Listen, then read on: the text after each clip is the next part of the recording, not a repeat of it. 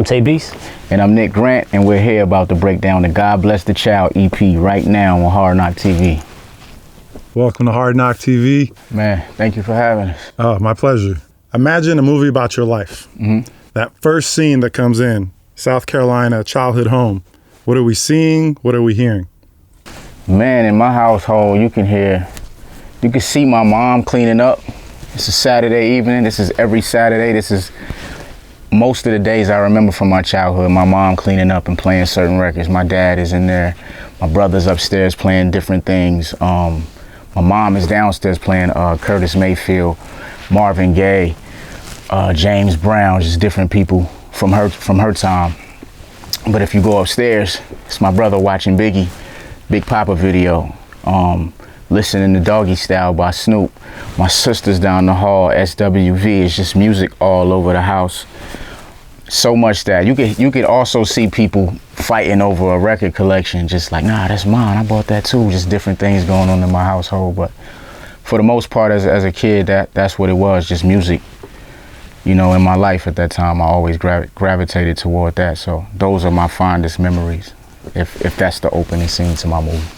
Now, where are you in the opening scene? Can you describe where your sister's at, your brother's at? Where I'm at, I'm bouncing all around these rooms. Okay. You know, I'm subconsciously vibing to the music, but I'm going up to the room for different reasons. But this music is still sticking with me. I don't know it at the time, but when I get older, I'm like, yo, I remember that song from this time. It was Gin and Juice. I remember hearing that for the first time, and I know exactly where I was. I was upstairs in my brother's room. How'd you feel when you first heard Gin and Juice? Man, I felt like, yo, this is like the coolest guy, because I watched it too, so it was visual as well. So I was watching the video, and it was like, yo, this guy's like the coolest guy ever. This is what I want to do, without even knowing I had the skill set yet. So the question to you, Tay. Yeah. Opening scene. It's a lot similar actually to Nick's. I mean, my pops was a stay-home mechanic, so he'll have music blasting in the house. Same like Curtis, Marvin Gaye, the Impressions. Moms would be cooking. I'm breaking Rambos, actually, like the little action figures, and my sister's in the back, like doing hair. Doors was always open. People running in and out the house. Grandparents was there. Neighbors always outside, like, you know, a gang of kids. But I mean, that kind of connected. My first music experience was just listening to all these old records, and then later being able to connect them to hip hop. Like when my dad used to play like MC8, DJ Quick, stuff like that. Like I grew up in LA, so that was a lot of the stuff I heard, and then being able to connect those records to stuff he was playing was like, you know, mind blowing for me. And then, you know, learning about sampling later on, it's pretty crazy. Did you have a moment when you thought, oh, this is what I want to do? Like, probably like once I hit 14, 15 years old. You know what I mean? I tried to make beats on like this karaoke player. It was like fast forward, rewind, trying to record it on the other side. It didn't really work out, but I tried. You know what I mean? I was trying to be Nick too. I was trying to rap as a kid, so I was like, let me make these beats real quick and rap. But chose the right profession. You know what I mean? I didn't have no bars, so it would have been terrible. Did you have a moment like Nick said? For him, it was Gin and Juice. For me, actually, really just like the Marvin Gaye stuff, man. I mean, I didn't really see hip hop at the beginning. I just saw music. I'm like, you know, I just wanted to create something, you know, on my own and say I did it. I mean, of course, once I started hearing more hip hop growing up, connecting the two, but just really never had a specific genre that I kind of wanted to go into. Probably What's Going On by Marvin Gaye was like my first, okay, yeah, I want to do something in music, because it was just an incredible experience all around. So that was probably it for me. That's a crazy one to have. We need that music right now with everything that's going on. Absolutely. God Bless the Child, you know. That's our rendition. Our rendition of that. We're going to get to that in a moment. If we were to compose, this goes to both of you, your music DNA, who are the artists that influence your music DNA? Man. I'm gonna always say the best people. I'm always, you know, just naturally. I feel like Michael Jackson was one of them. Stevie Wonder. You know, I felt like, man, just the way he wrote and approached music and just a different style was like way ahead of his time. So for somebody who can't see, it was just so visual. It was better writing than a person that, you know, could experience life at the highest level. So Stevie Wonder, Jay-Z, Nas, Biggie. I have so many. Missy Elliott, Pharrell. I have like so many artists like at different points in my life that I was inspired by. So, but if I had to pick three, it probably would be Jay, Nas, and Stevie. What about for you, Tay? RZA for sure. Happy birthday. It's his birthday Yeah, today. happy birthday, RZA. Yeah, Wu-Tang is, man. We can hear a little bit of that in the EP. Yeah, man, RZA's a huge influence. Dilla for sure. Probably Kanye. How did each one of them influence you? Like Dilla, for example, when we were off camera, you were talking a little bit about the swing, and not necessarily hitting the beat directly on the one. Can you speak on how each one of those three influenced you as a producer? Like, what was it about them in particular that influenced you?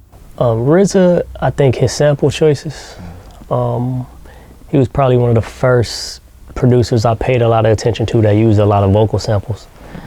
And, you know, just incorporating that into music now, there's a lot of that, you know, in this project, to which, you know, we didn't have, like, the artists here, like Lauren Santee, she's on the project, but she was already in the sample.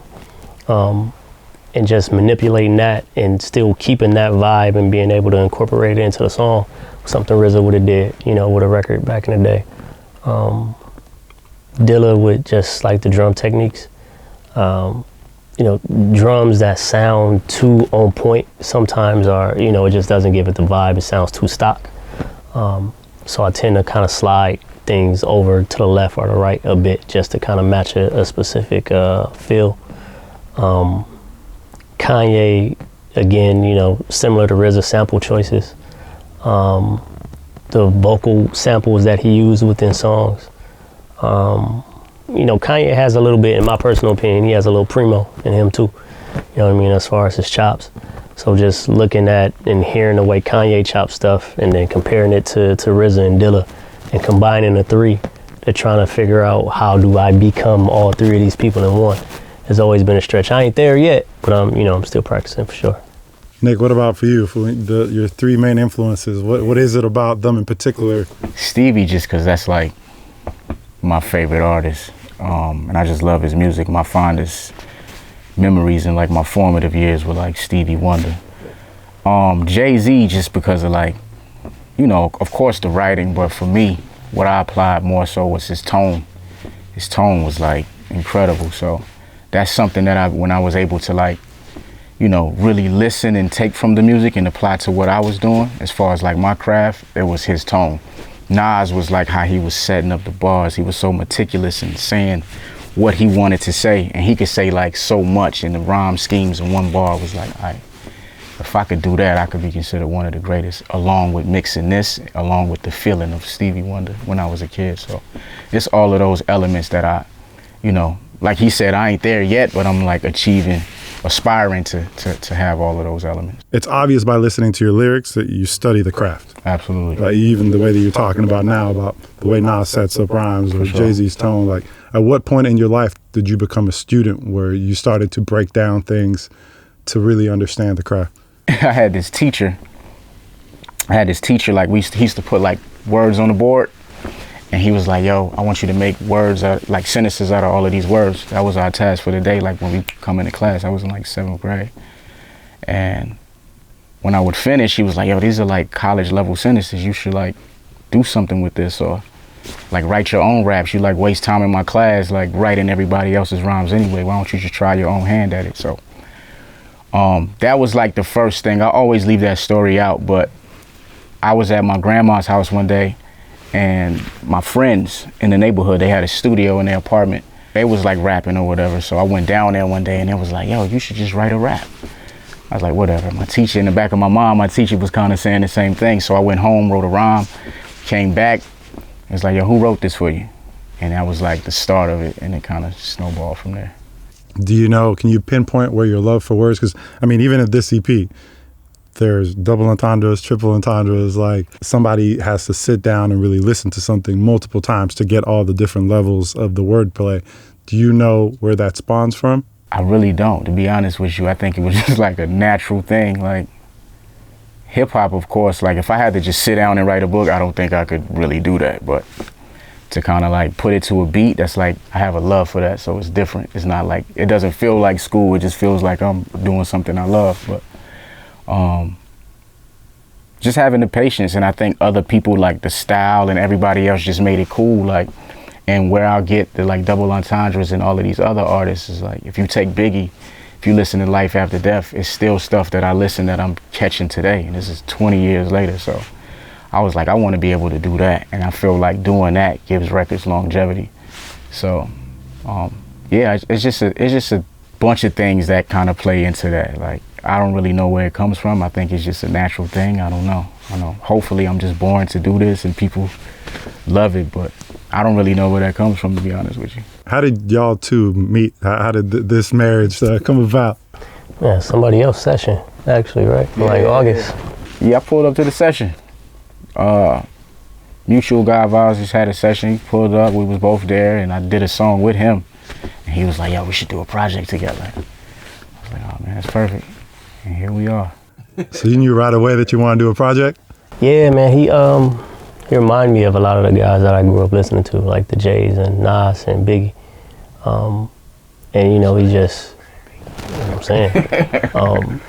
You know, it's just certain voices and tones and things you hear in music, especially being around somebody like Kendrick and somebody like J-Rock and Soul, are so witty with like the wordplay. You know, a lot of stuff with them too goes over your heads. And to be some guys from LA, and then to meet him, I didn't originally know where he was from, you know, at first. But just like that tone and everything, I'm like, yo, like we can do something crazy. And I had kind of been bouncing the idea back and forth about doing a project anyway.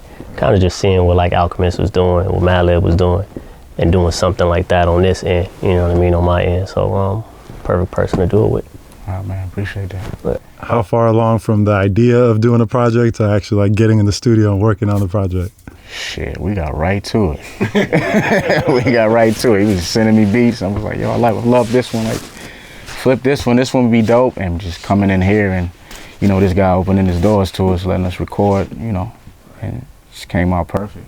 I think we hit like our real niche in like February, then Corona hit, and then it was like, all right, y'all gotta stay home for a minute. You know what I mean? So we was really bouncing back and forth ideas and texts. Right. And then when we was able to get back in, knocked out everything. Like the last, 4 songs? I think we did Fast in February. It was kind of like the first real record that we did. And we was like, okay, yeah, for sure. We had an idea of where we were going to, but it was like so much stuff was just happening in the world. I was like, man, maybe we should change the content. Yep.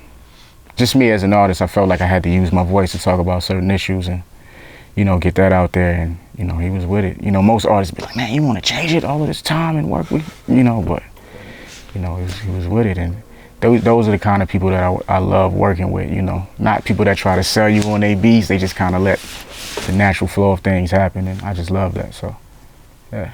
Speak a little bit about the title and the concept behind the title. I was watching Billie Holiday, like a Billie Holiday, reading the Billie Holiday story, and it kind of inspired me. Just God bless the child, like you kind of got to watch yourself. The only person you have in certain situation is God. And I felt like that applied to all of the stuff that's going on in the world. Like, you know, we let each other down every day. We disappoint each other every day. So it's like, you know, you got to get down on both knees and just, you know, pray to a higher power, whoever you pray to, whether it's the universe, God, or whoever you know you pray to. So just kind of take the time and do that. Just get your spirit balanced, and while also being real and having certain things in the music, you know. So it's kind of just food for thought in that way. But Billie Holiday for me inspired it. Yeah. Let's talk about the first track on the project.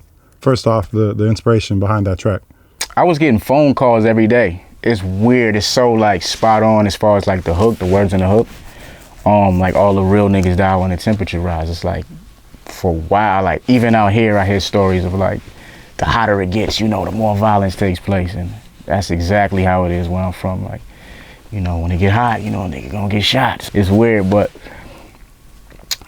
so I kind of took that and just applied it to the music, cause I never really heard nobody put that on wax. So I was like, let me just try that and see how it comes out, and just wrote everything that I was feeling. Yeah. What's a creative process like for a song like that? Does Tay already do you have a beat already that's playing, or playing different things, or how do you marry the words to the beats? How does that process He just go? sent me a whole bunch of stuff. Like he said, when Corona hit, he just sent me a whole bunch of records, and it kind of just panned out that way. I wrote it to something else, actually, to another one of the records he sent me, and I was like, we almost there. It's almost a marriage, but I need something that's like a little more soulful. And when I said that, he was like, I got it. He sent it to me, and that was it. I was like, this is the one. So I took those lyrics and put it on that one, which I do all the time. I like write to something else. That's something that I learned. I like write to a beat that inspires you. That way you have no limit on your creativity. And I just write and just send a whole bunch of records over, and I just put them together. It became a marriage like instantly. I was like, yeah, this is it. In terms of starting a rhyme, is there a Nick Grant process in terms of like, how do you attack a track? I'm different, man. I might have a conversation with somebody. Something we saying in this interview might inspire me. I might just write a line in my phone, and that might be the start of the verse. I might have to just get in the car one day and just ride and get inspired by what I'm seeing and come up with like the opening line and come up with different lines and put those in my phone. Sometimes I might hear a beat and I can't write in my phone, and I might need a notebook and have to just lay down in a certain position to write. I'm really weird with like the way I come up with things. But the opening line for me, once I have that, I'm good. Everything else just flows. But I feel like that first line has to hit. That's how you grab their attention. And if you can keep it up from there, which I'm confident in myself, and I can keep up with that opening line. If I could do that, then I got the verse. Everything, it'll write itself. We had Tory in here, and he said that he feels like fans these days care more about melodies than they care about words. For artists like yourself, who obviously put so much thought process into words, do you feel that way? Do you feel like the industry now is so melody heavy that maybe words come secondary, or do you think there's different fans who obviously have different appreciations, or how do you see? Me personally, I feel like it's always been like that. I feel like they always cared about the melodies more, but I also feel like there was more love for lyricism as well. It was a balance, but I felt like, over time, the melody thing kind of controlled what we loved and what we liked. But I felt like back in the days it was a balance. It was more so of a balance. But me, I just like making stuff that I feel. I don't like succumbing to the pressure of making a hit record or making stuff that I feel like people gonna like. I just make what I like. I make records like the people that I grew up on, I feel like they will love. Not saying I rap for other rappers, but I just like making stuff that I feel like another MC will say like, man, why didn't I say that? So that's one of my motivations, like just saying stuff that, can stick with people. Like that's one thing for me. Yeah. How do you feel that your music fits into the industry that we're in now, that it seems like everything is a one listen review, right? And for a project like this to fully get the depth of it, you really need people to listen a couple times, because there's so much layers to it. It's like you said, the more you listen to it, the more you're like, oh, when he said youth and eyes, it also meant youth in the eyes. Yeah, It's like you gotta listen to something for sure a bunch of times to fully get the brilliance of it all. Yeah. How does it feel to be an MC in an era where it seems like everybody just wants to listen to it once and then put their YouTube review off that one listen and then keep it pushing on to the next thing? I think we're lucky because we're so rare, not tooting our horn or anything, but I just think in the time where it is melody driven or people ain't really saying a whole lot, and the stuff that we make is like hard to find, I think that makes us even more special. We stand out even more, we impact a little more. The records have more longevity, like people can quote more things and like, wow, did you hear this? This reminds me. You get a certain feeling of nostalgia and while still being current. So I think for us, that's beautiful. I think it's a beautiful thing for us. With everything that's going on right now in the world, I feel like music needs to be leading the charge in terms of the movement, because that's in the civil rights, like you guys talked about Marvin Gaye early on, like there was those impactful albums that kind of helped the movement progress even more. Where do you see the role of an artist right now with what's going on in the world, and there's so much turmoil, there's so many things that have been in the below the surface now. They've always been there, but now like they're coming more out, and with technology and stuff, we're able to see things that for a long time our community was talking about, but other people didn't necessarily. It's like when NWA came out, right? They were talking about what was going on, and a lot of people were like shocked that who weren't from that community. Now I feel like there's another level of that where there's a lot of people who are like, whoa, this has been going on and not being addressed. I guess my question, kind of long-winded, is what's the role of the artist with the movement that's going on right now? I mean, to like quote Nina Simone, these are my words, but you know, I think an artist's duty is to kind of reflect the times. You know, if you don't do that, I feel like as an artist, you're dead. You know what I'm saying? You know, this is the time capsule for everything. Music, I feel like music should be the time capsule for what's happening in our lifetime, and we should be able to go back and I remember that, like, oh, this is what was happening. Let's say 1,000 years from now, somebody finds my album, they know what I was living through. So if I'm just talking about partying and dancing, that could be going on in their time. Oh, dang, wasn't nothing happening. You know what I'm saying? So for me, it's just, you have to use your voice. You have to, that's your job, you know. If you don't do that, you're dead to me. You're definitely using your voice in this EP. Nah, man, I appreciate it. My granny followed the teachings of greedy Protestants. He passed the plate again, then I'll be nauseous.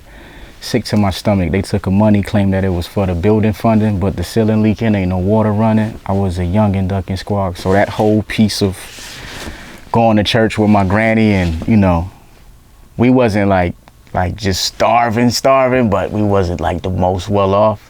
And to kind of see her wake up and we go to church every morning and she's giving the pastor her money, and it's like, oh, we gotta go back. And then we go back home, and it's like, can we go to the store? We ain't got no gas. Well, we could have had gas if you ain't. Right. You know what I'm saying? So it's just different stuff like that. But that's like, I feel like I have to be more vocal about those kind of things. Not saying what she was doing was wrong by all means, but you know, I was taught like never to give your last. And you know, I just looked at, this is somebody that I love like dearly, that I would give my life before. So at that time as a kid, I still felt like she was being taken advantage of. So it's little things like that I feel like I have to voice about myself, because I feel like somebody else could be going through the same thing. So it's very visual, cinematic. Yeah, I appreciate it. Tay, do you have particular lines from the first one that stand out to you? First line, actually, Billy D. Mahogany, kill a nigga while you jogging.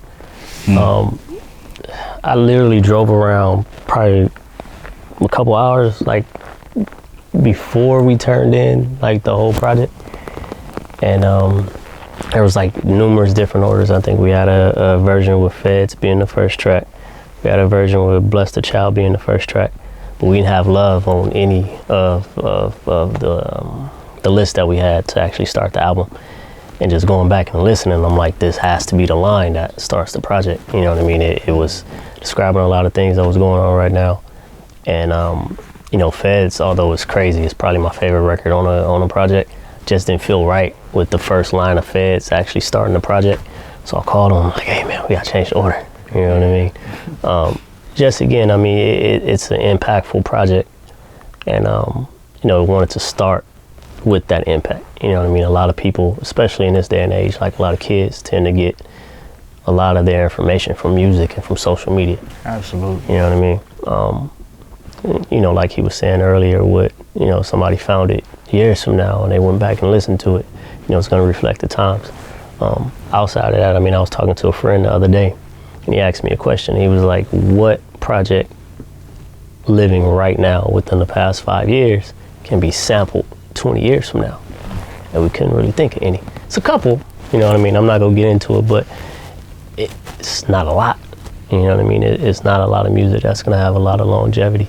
And you know, I think we both come from that cloth and come from that background, and you know, the kind of people we're around too, to where, you know, music that's gonna have a long stance and a long living is kind of what you have to put out, or you know, it's just not gonna be accepted, period. So we went back to the drawing board a lot just to make sure that we had it right. And I think, you know, it came out perfect. Yeah, for sure. What can you tell us about the production of the first track? He had called me actually, and you know, he was just talking about a couple of records he wanted to take off. And you know, I remember him saying, he was like, I want something that's not drum heavy, just real soulful, not drum heavy. I'm like, all right, for sure. I think I was eating dinner at the time or something like that. And I'm like, damn. I was like, I feel like working right now. I'm like, I've been working all day. So I just went, grabbed my laptop, started digging through ideas that I had, kind of some stuff I started. And I actually started this record, but the loop was a lot different than what it was. Changed the tempo, shortened it.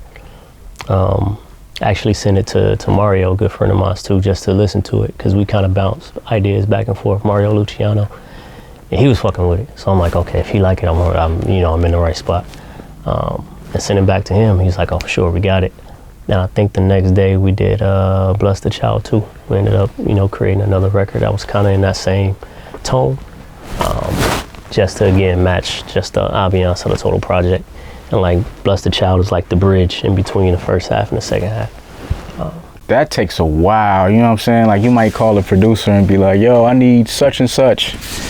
And it'll take days before he get it right. So for, just him being diligent, like you say, he didn't want to work, but I got to work. So, who knows how long that could have took, you know what I mean? So just getting on the right page. So for him to take the initiative and be like, fuck it, I'm gonna just knock this shit out. That just shows like, this keeping it organic can take you further than anything, you know what I'm saying?